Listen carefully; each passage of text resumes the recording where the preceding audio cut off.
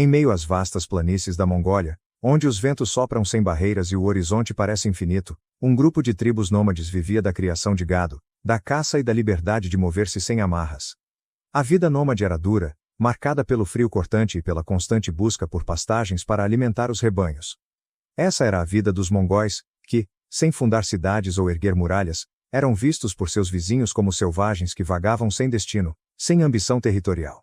Mas tudo isso mudaria com o nascimento de um homem que transformaria essas tribos em um dos maiores impérios que o mundo já conheceu. Gengis Khan. A ascensão de Temujin, unificação e conquista. Temujin nasceu em uma pequena tribo mongol, e sua vida foi marcada por dificuldades desde cedo. Seu pai foi envenenado por inimigos tribais quando ele ainda era uma criança, e sua família foi abandonada pelo clã. Sem líder e sem recursos, Temujin cresceu aprendendo a lutar pela sobrevivência.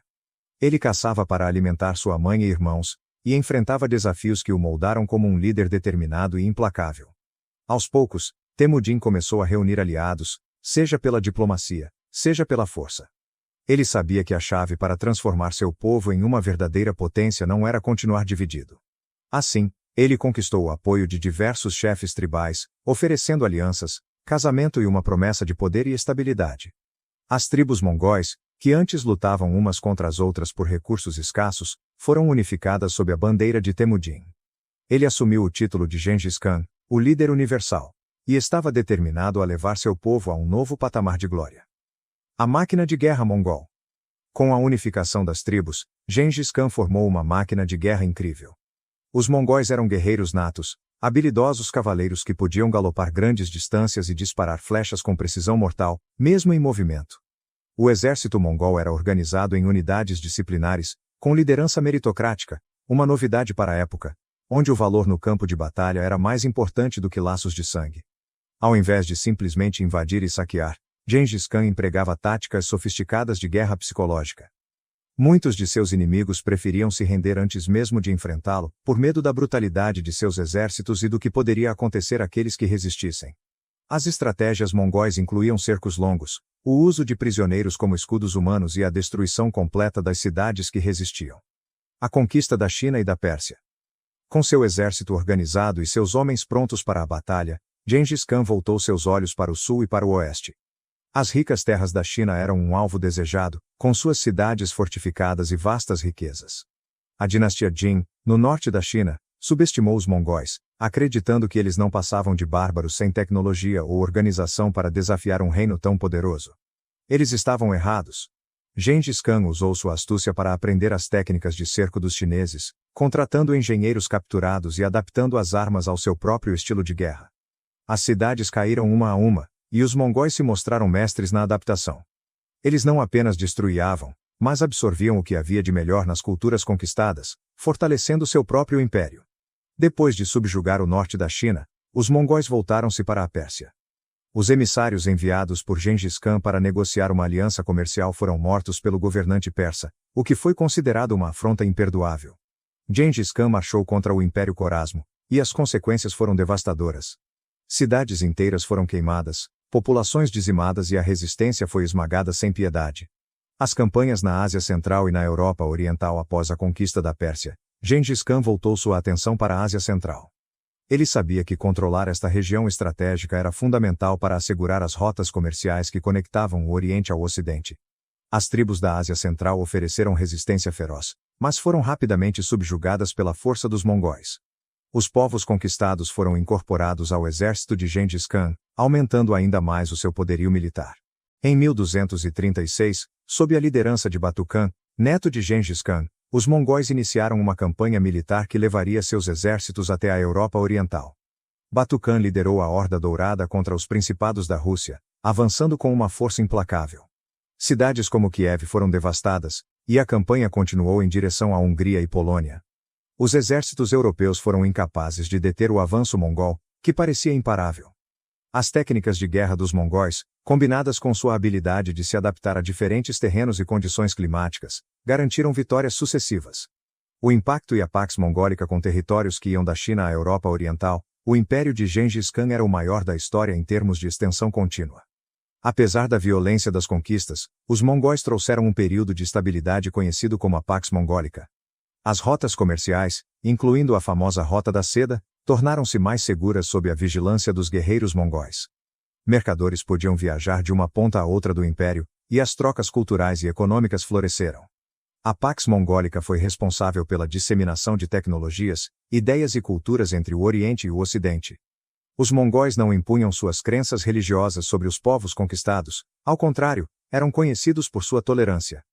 Religiões como o cristianismo, o islamismo e o budismo coexistiam sob o governo mongol, o que facilitou a troca e a integração cultural. A segurança nas rotas comerciais também permitiu que invenções chinesas, como a pólvora e a bússola, chegassem ao Ocidente, influenciando diretamente o desenvolvimento europeu. A morte de Gengis Khan e a fragmentação do império. Em 1227, Gengis Khan faleceu, e seu imenso império foi dividido entre seus filhos e netos. Ogodei, o terceiro filho de Gengis, foi escolhido como o novo grande Khan e deu continuidade à expansão mongol.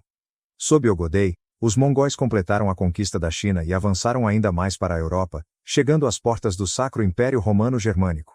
Porém, a morte de Ogodei em 1241 trouxe novos desafios. Sem um líder claro, o império passou a ser palco de disputas internas pelo poder. Os nobres mongóis se dividiram, e os filhos de Gengis Khan começaram a lutar entre si. Kublai Khan, neto de Gengis, conseguiu assumir o controle sobre a China, e fundou a dinastia Yuan, mas o império não era mais uma unidade coesa. O reinado de Kublai Khan e o declínio Kublai Khan era diferente de seus antepassados. Ele se estabeleceu na China, adotou muitos dos costumes chineses e governou como um verdadeiro imperador, o que lhe rendeu críticas dos mongóis mais tradicionais, que viam isso como um abandono de seus valores nômades. Kublai tentou expandir ainda mais o império, voltando seus olhos para o Japão. Em 2 ocasiões, ele enviou grandes frotas para conquistar as ilhas japonesas, mas ambas as tentativas fracassaram devido a tufões que destruíram seus navios, os ventos divinos, ou kamikaze, como os japoneses os chamavam.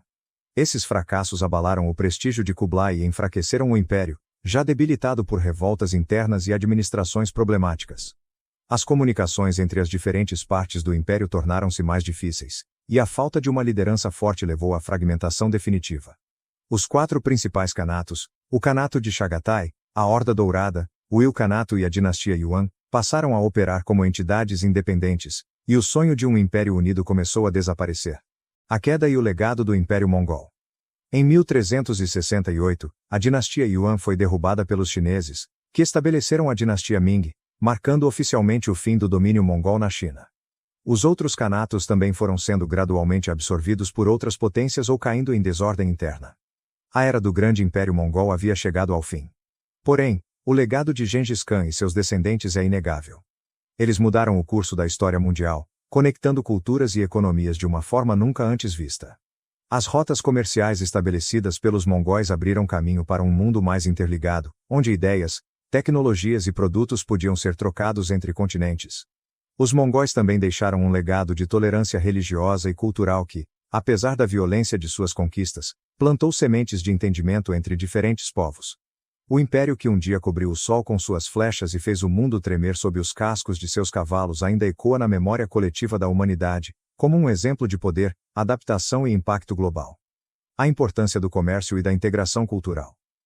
O Império Mongol não apenas conquistou terras, mas também estabeleceu uma rede de comunicação e comércio que conectou grande parte do mundo conhecido.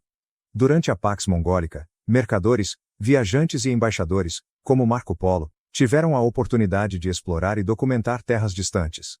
As descrições de Marco Polo sobre a corte de Kublai Khan abriram os olhos da Europa para as maravilhas do Oriente, estimulando o desejo europeu por produtos e conhecimento asiáticos.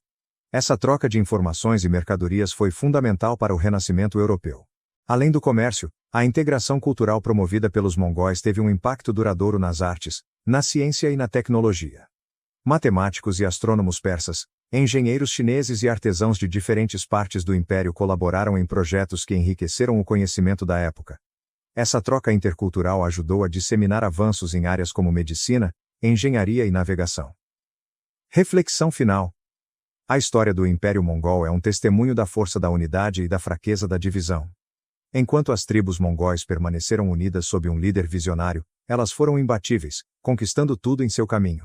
Mas, quando o império se fragmentou em interesses pessoais e disputas internas, a glória rapidamente se desfez. O legado de Gengis Khan continua a inspirar e a provocar reflexões. Sua habilidade em unir um povo fragmentado e sua visão de um império global são lições que ecoam até hoje. O Império Mongol não foi apenas um exercício de conquista territorial, mas um experimento que moldou o mundo moderno, conectando culturas e criando as bases para o intercâmbio global que conhecemos hoje.